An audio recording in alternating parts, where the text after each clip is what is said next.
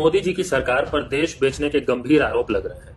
अब तो हर कोई कहने लगा है कि यह सरकार निजीकरण वाली सरकार है, लेकिन मुझे थोड़ा अलग लगता है। मैं सीधा ये नहीं कहता कि यह सरकार निजीकरण वाली सरकार है। मुझे ऐसा लगता है कि यह सरकार मुनाफे का निजीकरण और घाटे का राष्ट्रीयकरण कर रही है। मतलब कि प्रॉफिट का प्राइवेटाइजेशन और लॉसेस का नेशनलाइजेशन। इसके कई उदाहरण हैं, उस पर बात होगी तो बहुत लंबी बात हो जाएगी, लेकिन अगर हम कुछ दो चार उदाहरण भी देख ले तो आपको ये पूरा पिक्चर स्पष्ट हो जाएगा। आप देखिए, एचपीसीएल नुकसान में जाता है तो उसको कोई प्राइवेट कॉर्पोरेट या कोई बड़ा पूंजीपति नहीं खरीदता, उसको ओएनजीसी खरीदती है। जब रूरल इलेक्ट्रिफिकेशन नुकसान में जाता है तो उसको पावर फाइनेंस कॉर्पोरेशन खरीदता है, वो भी पब्लिक सेक्टर बैंक से लोन लेकर। जब केजी बेसिन का पूरा प्रोजेक्ट घाटे में चला जाता है तो उसको फिर से ओएनजीसी उसको खरीदता है। अगर आईडीबीआई नुकसान में चला जाए तो एलआईसी खरीदती है। यस बैंक डूब जाए 3-4 बड़े पूंजीपतियों के कारण, विलफुल डिफॉल्टर्स के कारण, तो उसको स्टेट बैंक ऑफ इंडिया बचाती है। हालत यह हो गई है कि जो ओएनजीसी आज से 8-10 साल पहले तक हमारे देश को सबसे ज्यादा डिविडेंड देने वाली महारत्न कंपनीज में से होती थी, वो आज भारी स्ट्रेस में।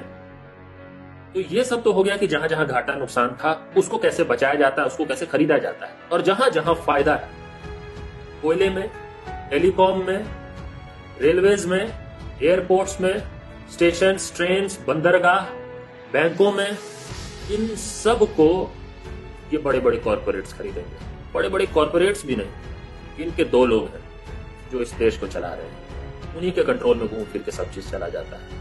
मतलब कि सारा वेल्थ जो है, सारा जो मुनाफा है, वो कॉन्सेंट्रेट होगा 2 लोगों के हाथ में। और जितना नुकसान है उसको हम उसकी भरपाई करेंगे।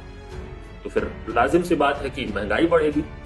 जब हम नुकसान की भरपाई करेंगे और वो पब्लिक सेक्टर सरकार के पैसे से होगा तो वो तो हमारा ही आपका है ना। हमको ही फिर मिनिमम बैलेंस पे चार्ज देना पड़ेगा, हमको ही पेट्रोल डीजल की ज्यादा कीमत देनी पड़ेगी, हमको ही अलग अलग तरीकों से उसकी भरपाई करनी पड़ेगी। और जो वेल्थ कॉन्सेंट्रेट होगा वो ऐसा होगा कि जिस समय हमारी देश की अर्थव्यवस्था की हालत सबसे बुरी होगी, जिस वक्त रोजगार, धंधा, व्यापार सब कुछ चौपट हो रहा होगा, बेरोजगारी बढ़ रही होगी, लोगों का धंधा रोजगार सब बेकार हो रहा होगा, उसी वक्त हमारे देश में 2 लोग, अडानी और अंबानी, दिन दुनी रात चौगुनी प्रगति कर रहे होंगे। अडानी एशिया के सबसे अमीर बन जाएंगे, साल भर में सबसे ज्यादा कमाने वाले व्यक्ति बन जाएंगे।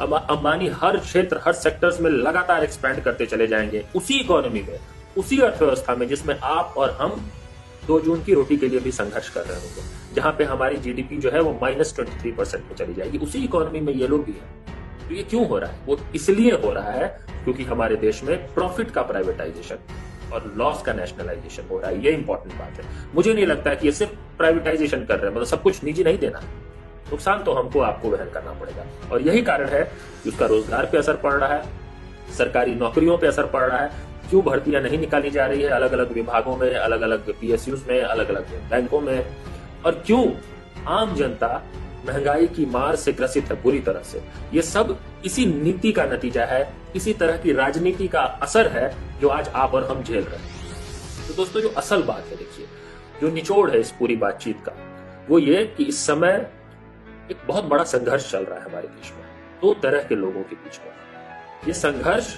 देश बेचने वाले लोग और देश बचाने वाले लोगों के बीच में चल रहा है। देश बेचने वाले लोग आज सत्ता में बैठे हैं, जो लगातार एक एक करके हमारे देश को, देश की राष्ट्रीय संपत्ति को, दशकों से जो अर्जित किया गया था हमारे देश में, उन सबको बेचा जा रहा है। जो कपूत कोई काम करता है ना किसी भी खानदान में, वो काम आज ये सरकार कर रही है भारत माता के साथ। और दूसरी तरफ देश बचाने वाले लोग, जैसे कि वो किसान जिन्होंने साल भर के आंदोलन के दम पर इस देश को बचाने का काम किया, वो युवा, नौजवान, बेरोजगार जो आंदोलन कर रहे हैं, जो लड़ाई लड़ रहे हैं रोजगार की, वो देश बचाने का काम कर रहे हैं। और वो बैंक कर्मी या वो अलग अलग कर्मचारी, सरकारी कर्मचारी जो राष्ट्रीय संपत्तियों को, प्रॉफिट मेकिंग एसेट्स को बेचने के खिलाफ आज सड़क पर उतर चुके हैं। अभी हाल में ही जंतर मंतर पे भी बहुत बड़ा बैंक कर्मियों का प्रदर्शन हुआ था।